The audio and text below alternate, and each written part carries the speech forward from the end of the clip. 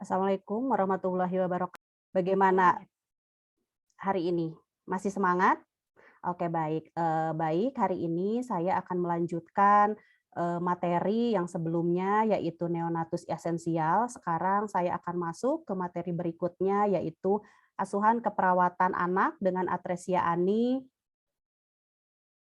Oke, sebelum mulai, apakah, adik-adik semua ada yang pernah dengar atresia ani itu apa? Ayo silakan.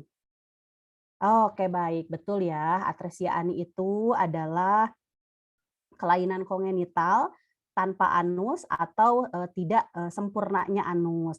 Nah, atresia ani ini atau bisa dibilang suatu kelainan kongenital tanpa anus atau anus tidak sempurna, termasuk di dalamnya adalah agenesis ani, kemudian agenesis rektum dan atresia rektum.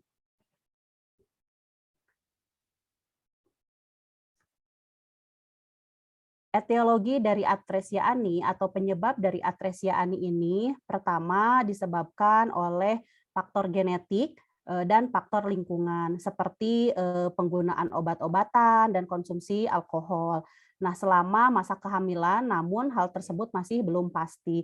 Apa sih faktor genetik itu? Faktor genetik itu adalah genetik ini adalah yang diwariskan oleh orang tua ke anak-anaknya. Kemudian faktor genetik ini, kelainan genetik atau bawaan ini disebabkan oleh gangguan pertumbuhan atau pembentukan anus dari, tonjolan embriogenik. Nah, kemudian kita bahas selanjutnya masuk ke patofisiologi atresia ani atau proses perjalanannya bagaimana atresia ani ini terjadi pada anak-anak. Nah, pertama ini terjadi kelainan kongenital tadi seperti yang saya sampaikan, kelainan kongenital atau kelainan bawaan atau juga sering disebut kelainan yang disebabkan oleh gangguan selama masa tumbuh kembang janin di dalam kandungan ibunya. Nah, kemudian pada saat terjadinya kelainan kongenital, ini akan terjadi gagal pertumbuhan fungsi dan pembentukan anus. Nah, pada saat terjadinya kegagalan pembentukan anus tersebut, maka terjadilah atresia ani. Tadi atresia ani itu adalah di mana tidak terjadinya pembentukan anus pada saat di dalam janin. Nah, kemudian terjadi sehingga pada saat si atresia ani muncul, ini akan memunculkan terjadi inkontinensia bowel. Apa itu inkontinensia bowel? Kontinensia bowel ini adalah eh, di mana apa namanya kondisi ketika tubuh tidak mampu mengendalikan buang air besar. Kondisi ini biasanya menyebabkan eh, tinja keluar secara tiba-tiba atau tanpa disadari oleh penderitanya atau pasiennya. Setelah terjadinya inkontinensia bowel, maka akan menyebabkan terjadinya intake nutrisi yang tidak adekuat. Nah, intake nutrisi yang tidak adekuat ini bisa menyebabkan mual dan muntah. Nah, apabila seorang anak atau pasien atau penderita terjadi mual muntah dan menyebabkan intake yang tidak adekuat sehingga muncullah masalah keperawatan yaitu gangguan pemenuhan nutrisi kurang dari kebutuhan tubuh. Nah, selain dari intake yang tidak adekuat, bisa terjadi evakuasi feses atau tidak lancar. Evakuasi feses ini adalah proses di mana feses ini yang harusnya dikeluarkan dari dalam tubuh ini tidak bisa ya atau tersumbat atau terjadinya hambatan sehingga menyebabkan yang namanya konstipasi.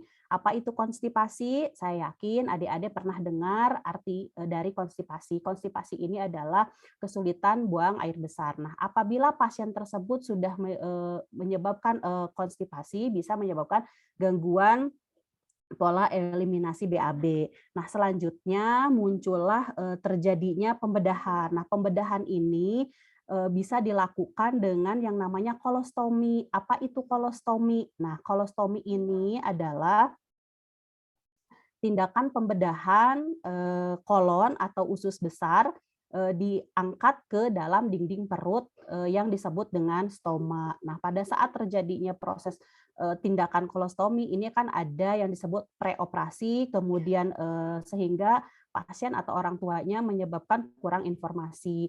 Nah, bisa menyebabkan masalah keperawatan atau timbulnya masalah keperawatan yaitu cemas pada anak maupun pada orang tuanya. Berikutnya adalah selanjutnya next. Manifestasi klinis. Manifestasi klinis ini yaitu bayi mengalami kegagalan untuk mengeluarkan mekonium setelah lahir disebabkan karena tidak adanya stenosis di rektal dan saat dilakukan observasi terdapat fistula eksternal pada perineum. Nah, kemudian bayi juga tidak dapat buang air besar sampai dengan 24 jam pertama.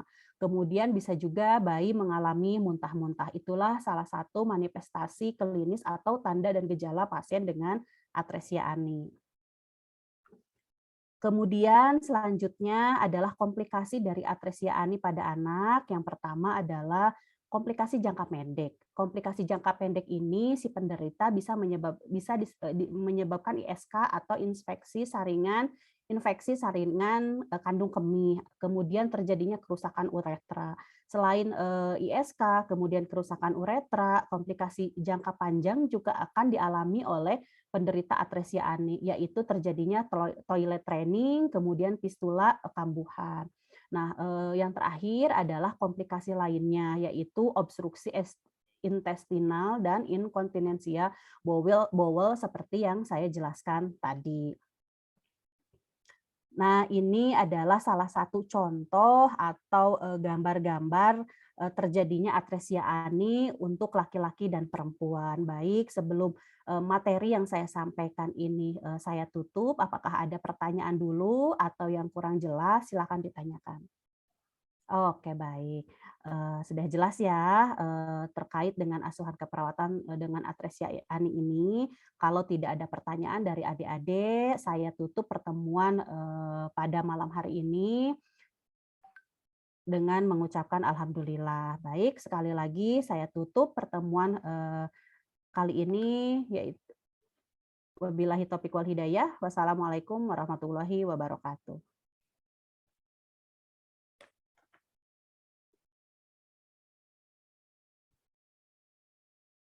Sudah. Langsung lab, Bu. Oh.